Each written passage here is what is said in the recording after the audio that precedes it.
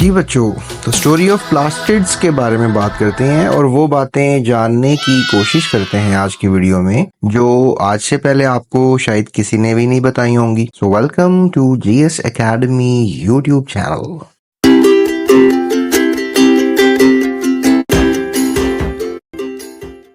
पहली तो बात यह है कि जो लीकोप्लास्ट होते हैं प्यारे बच्चों, वो कन्वर्ट हो जाते हैं क्लोरोप्लास्ट में। और आपको ये भी नहीं पता होगा कि जो लीकोप्लास्ट होते हैं वो क्रोमोप्लास्ट में भी कन्वर्ट हो जाते हैं।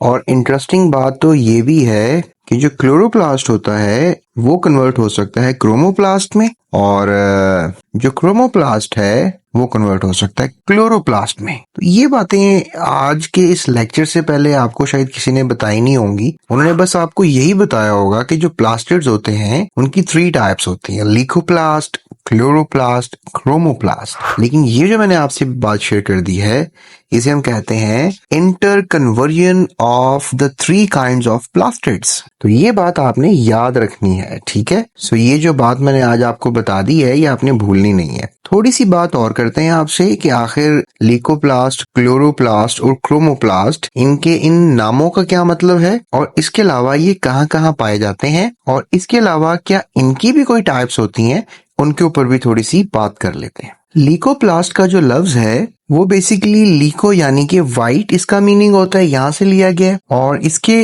अलावा प्लास्ट का जो मीनिंग है वो है लिविंग, ठीक है जी, ये आपने बात याद रखनी है। इसके अलावा अगर हम बात करें आपसे एक और प्लास्टिड की, क्रोमोप्लास्ट की, तो क्रोमा का लफ्ज तो आपने पहले भी सुना हुआ है। तो क्रोमो का मतलब कलर ही होता है, फिर chroma, soma, soma mean body, coloured body. तो यहाँ पर भी क्रोमा का मतलब कलर है या क्रोमो का मतलब कलर है, और फिर वही प्लास्ट का मतलब जो है वो क्या होगा, लिविंग, यानी कि कोई कलर बॉडी जो है वो पौधों में, सेल्स में रहती है, जिंदा रहती है। और इसके बाद आ जाता है क्लोरोप्लास्ट। क्लोरोप्लास्ट का जो मायनी है तो ये लफ्ज लिया गया है क्लोर से, और क्लोर का मतलब होता है ग्रीन, एंड अगेन प्लास्ट का मतलब होता है लिविंग। तो प्यारे बच्चों, ये तो बात हमें समझ में आ गई है कि we have a lot of plastids. लेकिन ये जो लीकोप्लास्ट होता है इसकी 3 किस्में जो हैं वो होती हैं, एमाइलोप्लास्ट, एलायोप्लास्ट एंड प्रोटीनोप्लास्ट। एमाइलोप्लास्ट में कार्बोहाइड्रेट्स स्टोर होते हैं, जैसे आपको पता है। लीकोप्लास्ट का मतलब जिंदगी के शुरू में, मतलब सेल के अंदर अगर ये पाया जाता है तो इसका ये एपिडर्मल सेल्स में होता है, इसके अलावा स्टेम सेल्स में मिलता है आपको, इसके अलावा रूट्स के सेल्स होते हैं उसमें मिलता है आपको। तो ये कार्बोहाइड्रेट स्टोर करेगा। एमाइलो का लफ्ज कार्बोहाइड्रेट से लिया गया है। फिर ये एलायो यानी लिपिड्स अपने अंदर स्टोर करेगा, एंड प्रोटीनोप्लास्ट अपने अंदर प्रोटीन स्टोर करेगा। तो आप कह लें कि फूड स्टोर करने का काम जो है वो लीकोप्लास्ट करता है। तो फूड स्टोरेज जो है वो यहाँ पे इसका मैं फंक्शन लिखूंगा। अच्छा, अगले क्रोमोप्लास्ट और क्लोरोप्लास्ट की तरफ जाने से पहले